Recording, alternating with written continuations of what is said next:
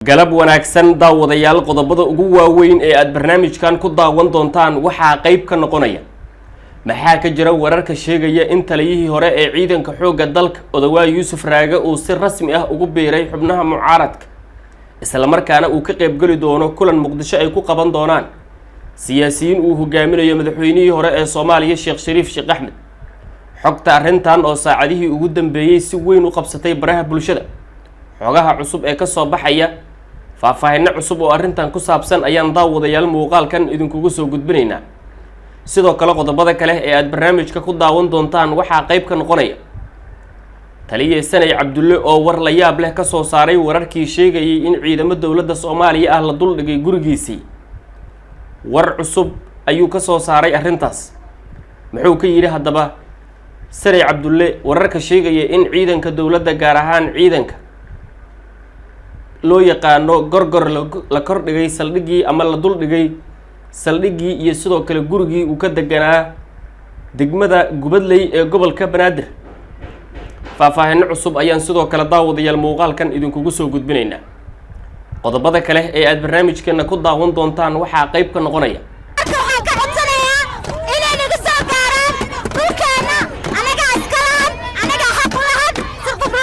waa banaanbaxyo xoogan oo maanta mar kale ka dhacay qaar ka mid ah degmooyinka gobolka Banaadir iyadoo degmooyinka intooda ugu badan ay banaanbaxyo xoogan ka socdaan xagee ayay banaanbaxyadani ka dhaceen dadkani maxay ka banaanbaxayaan faahfaahin cusub ayaan daawadayaal muuqaalkan ku eegaynaa qodobadaas iyo waxyaabaha kale ee nagu soo kordha ayaana daawadayaal barnaamijka idinkugu soo gudbin doonaa inta aynu tabintan ku guda jirno soo dhawaada adinkuna fikirkiina iyo aragtidiina faallada inoogu reeba maxay ka dhigan tahay haddii taliye Odawaa Yuusuf Raage uu si rasmi ah ugu biiro mucaaradka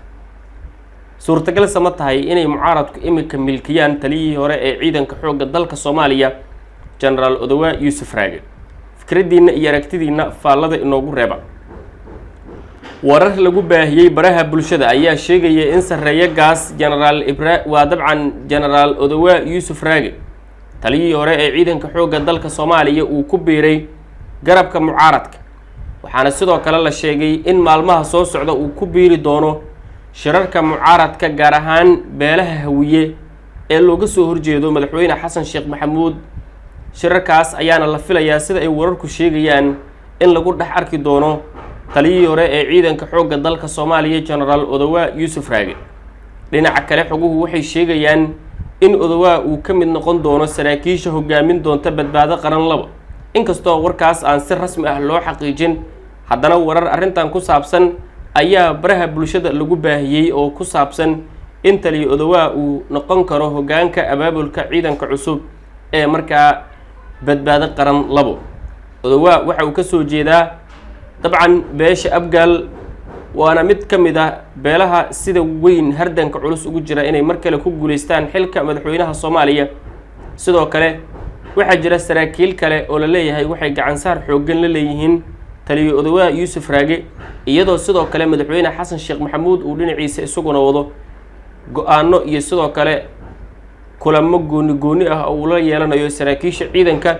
iyadoo sidoo kale ay dawladdu imika rabto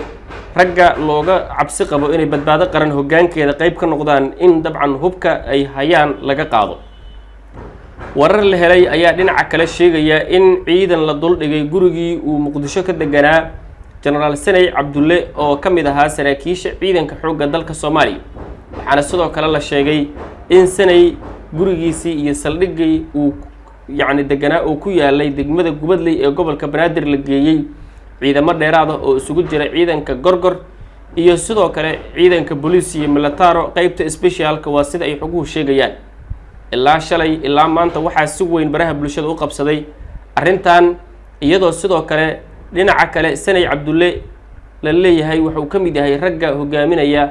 ama ragga ay suurtagal ka tahay inay hogaamiyaan badbaado qaran labo laakiin dhinaca kale iyadoo arrintaas si weyn baraha bulshada u haysato warbaahinta Soomaalida qaar ka mid ah ay ka hadleen haddana dhanka kale General Sanay Cabdulle ayaa qoraal magaciisu page uu ku qoran yahay la soo dhigay waxa lagu qoray been fakatay runimo gaarto dawladnimada hawaarto inkastoo aan si rasmi ah loo xaqiijin karin qoraalkaas inuu isaga si rasmi ah u qoray haddana waxaa lagu baahiyay bog wata magaca jenaraal sanay cabdulla gaab iyadoo sidoo kale looga hadlayo in wararka baraha bulshada lagu baahinayo ay yihiin kuwa been ah laakiin dadka deegaanka ee ku sugan halkaasi oo aan shalay la xiriiray waxay ii sheegeen inuu halkaasi ka jiro dhaqdhaqaaq military inkastoo aysan dadku si rasmi ah u ogaanin waxa rasmiga ah ee ciidanka halkaasi jooga iyo kuwa halkaasi la geeyay ay sameynayeen marka waxaa muuqata si kastaba in madaxweyne xasan sheekh maxamuud hadda uu rabo wadadii uu ku soo caanamaalay ee uu halka uu maanta joogo ku yimiday inuu horta ka hortago wax kasta oo wadadaas ku soo dhisaya waxaana hadda muuqata in madaxweyne xasan sheekh uu rabo inuu dagaal adag u galo in horta marka hore ka hortago ragga sheeganaya magaca badbaado qaran madaxweyne xasan sheekh wuxuu ogsoon yahay macnaha badbaado qaran waxa ay qabanayaan iyo sida abaabulkoodu uu u dhisan yahay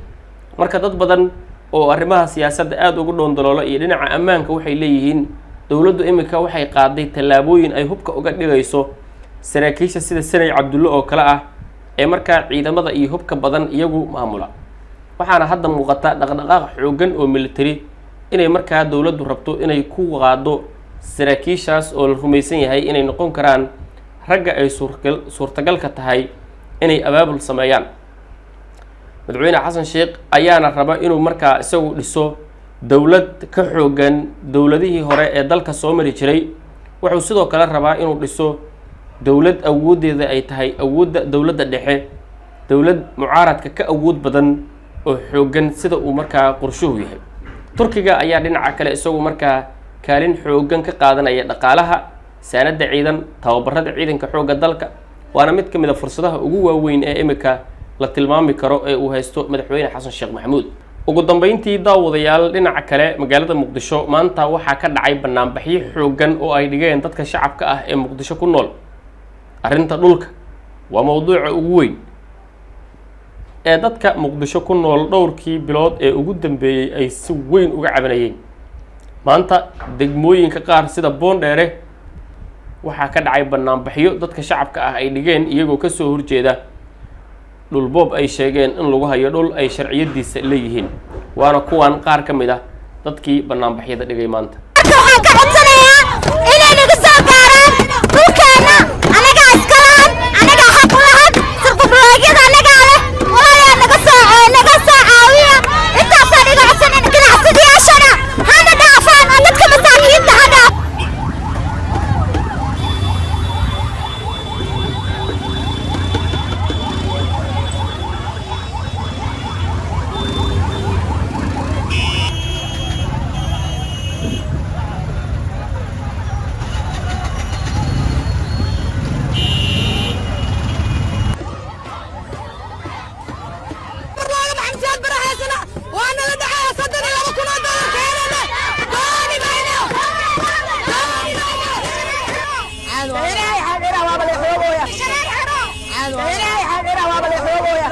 aniga jamiilo maxamed cabdullaahi oo ku magac dheer jamiilo goobe waxaan deganaa laabta koowaad ee wadiile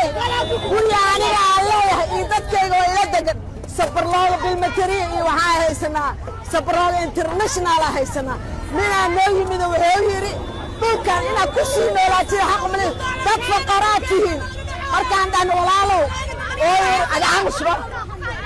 dhegayso wuxuu yidhi degmada isu keen markaan degmada aan tagnay wuxuu yidhi calaaboos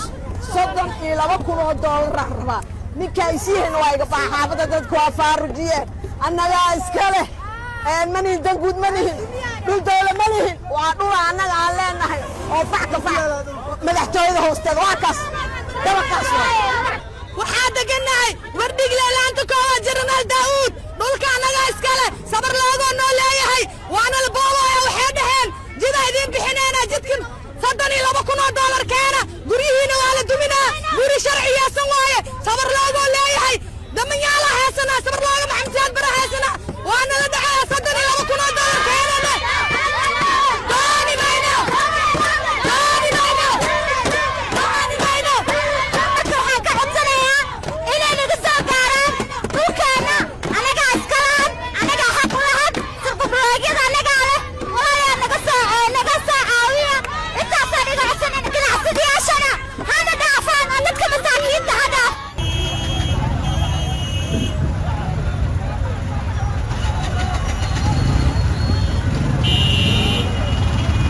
akhyaarta qiimaha badan barnaamijkeennii intaas ayaan kusoo gabagabaynayaa saaxiibayaal inta aynu barnaamijkan mid lamid ah ku kulmayno waxaanu leenahay assalaamu calaykum waraxmatullaahi wabarakaatu